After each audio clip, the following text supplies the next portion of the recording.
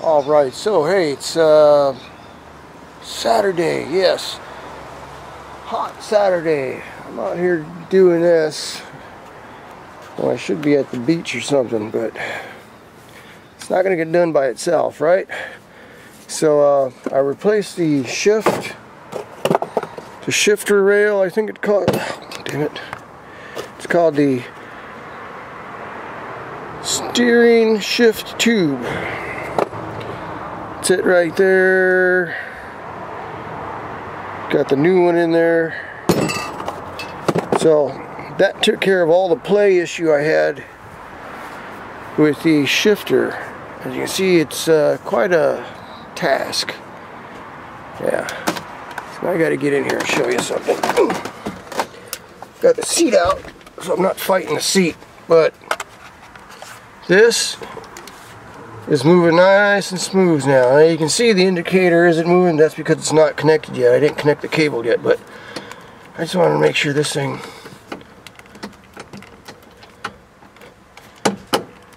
is working properly. Yeah, it's nice and smooth. It's solid.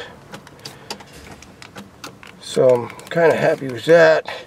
But once I hook it up to the transmission cable, ow, dang it, then it takes a lot of effort. Then it takes a lot of effort to move the thing. It's like, So I'm thinking, well, maybe it's the cable, right? So, what to do? I disconnected the cable underneath, which is really easy to do. It just kind of pops off and on. It goes right where am I at? Yeah, it's right. See, yeah, it's right here. See that? It just pops on the little stud there. So, see, I can hold this camera right. There you go. So if I push the cable in and out, it should move pretty freely. It's a little tight. So I'm thinking, well, maybe it would help if I got a new cable. So I just came back from Alhambra. I had to drive all the way to Alhambra, which is like almost to LA. It was like Chinatown over there. So anyway, that takes care of that. And then this, I don't know, this is awfully hard to shift the transmission by hand.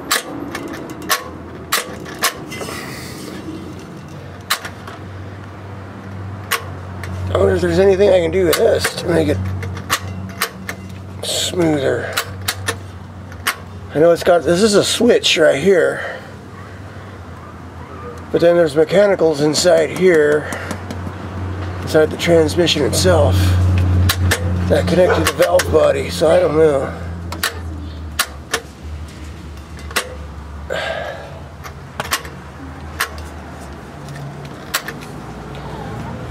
Yeah. So here's the new cable. This is what, $51 or something.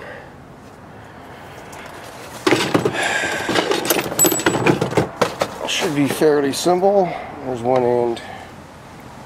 There's the other end.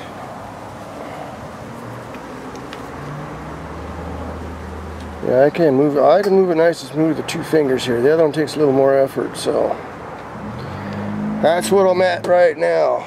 One more thing while I'm at it.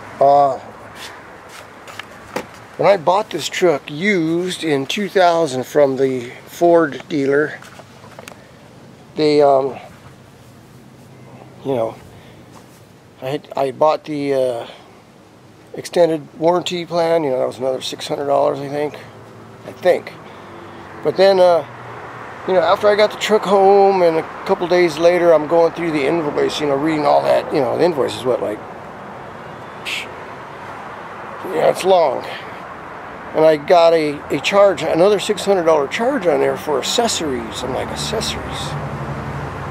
What kind of accessories did I pay for $600? There's no really description on there, so I checked it out and I went back to the dealer and I talked to the sales guy there. Hey, Anna, what's this accessories thing here? He says, oh, just take it down to the service department and they'll take care of you. And I go, well, what are we talking about? $600 for what? I don't want to pay $600 for no accessories.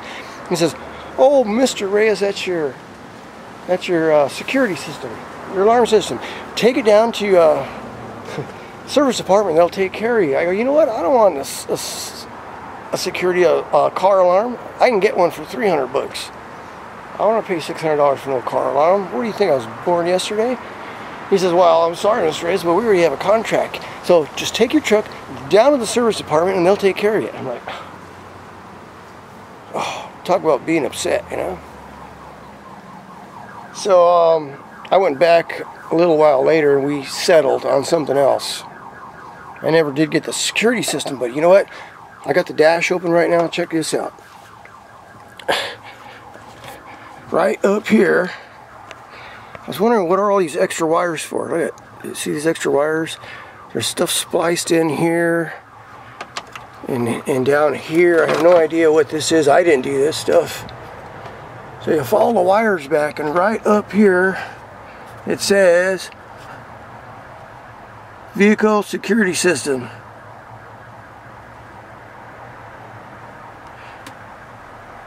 So I don't know whether it's some kind of scam or something the guy was trying to run on me.